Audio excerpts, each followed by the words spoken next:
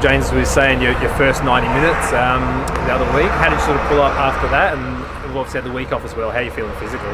Yeah, I mean, physically I'm surprisingly feeling really good.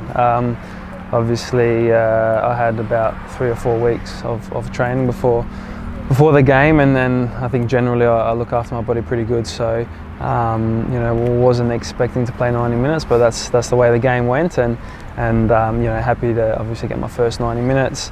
I think most importantly our first win of the season, and now obviously we want to continue that and carry that on. We've had a good, well, not so much of a break because we worked pretty hard, but we've relaxed a little bit, and obviously with the busy three games I had in a week, obviously took its toll a little bit, but everyone's somewhat freshened up and ready to go on Sunday.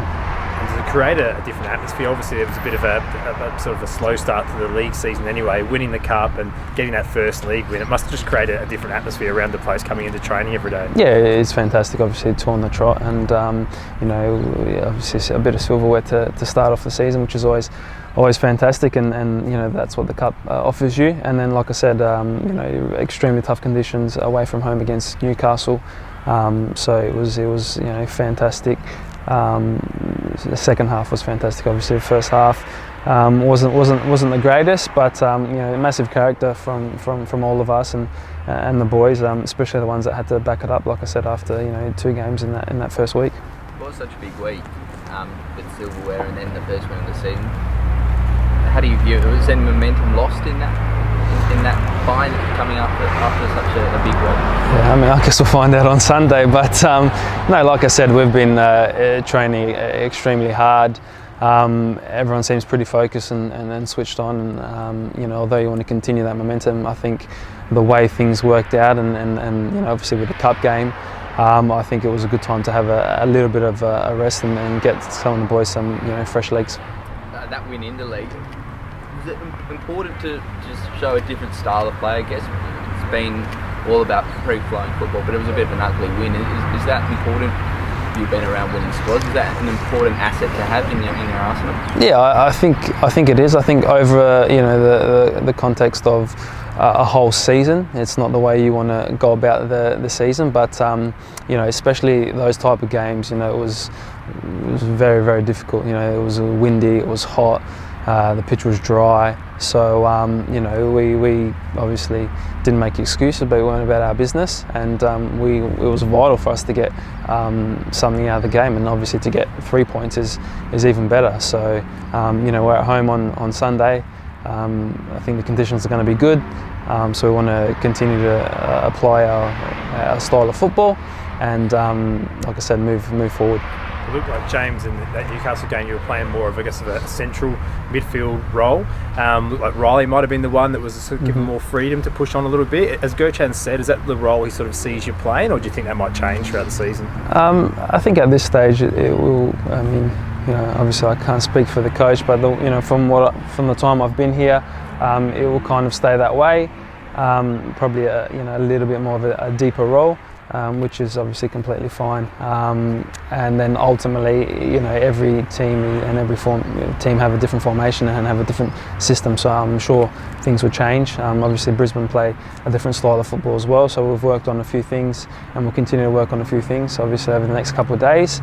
I think there will possibly be a few more changes as well.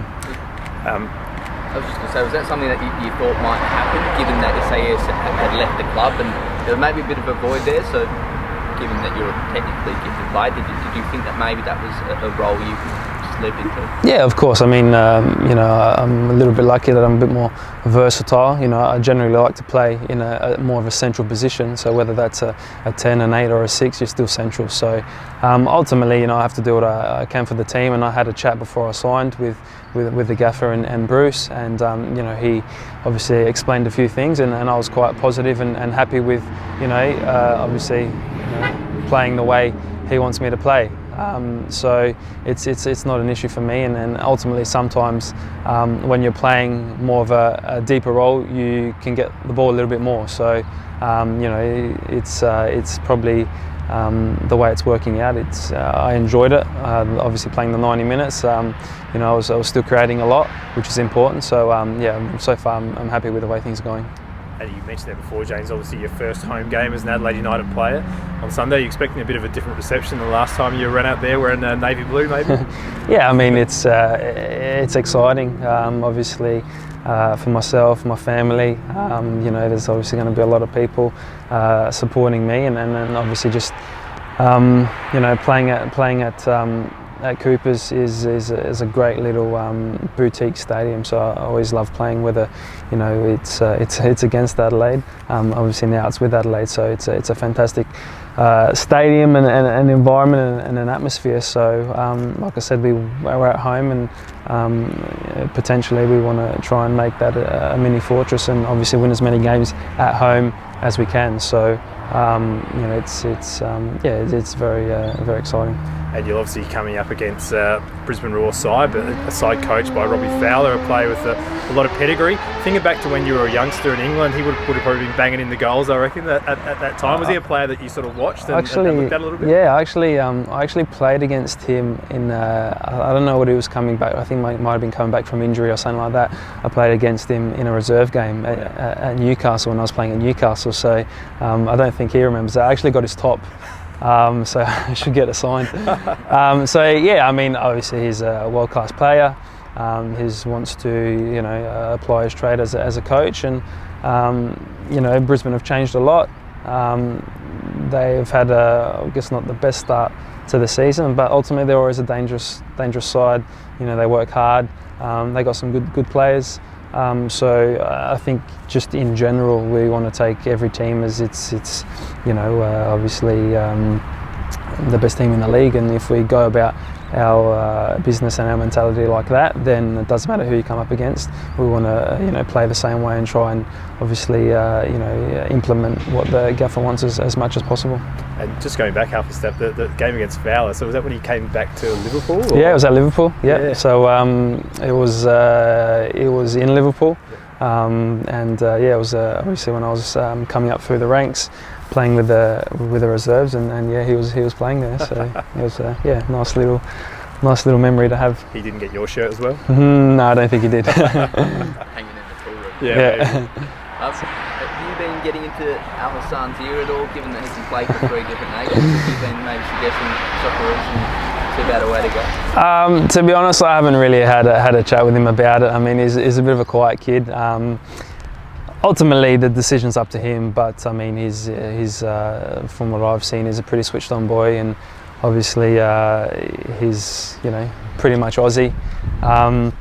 He is enjoying being Australian and living in Australia and what Australia provides and offers. So obviously ultimately that'll be up to him, but I think in general, Australia needs good young players, and hopefully he makes that decision. But whether it's the right decision, that'll be up to him and his family.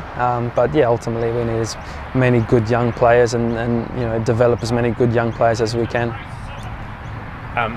Just lastly from me, there's a stack of young players obviously in and around the underage national teams. I think there's an Olaroo squad going to be announced tomorrow. You might be missing up to 5 or 6 players. Are you surprised, James, that there isn't international breaks? They had them last year in the A-League. They don't have them this season. Does that make it tough to go out missing maybe 5 or 6 players? Yeah, definitely. But ultimately that's, that decision's not up to myself or the club. So that's the cards you're dealt with, and then you got to do the best you can, if and when that happens. So, it's unfortunate, but in saying that, it's good as well. And if obviously that turns into fruition, then we just have to deal with it.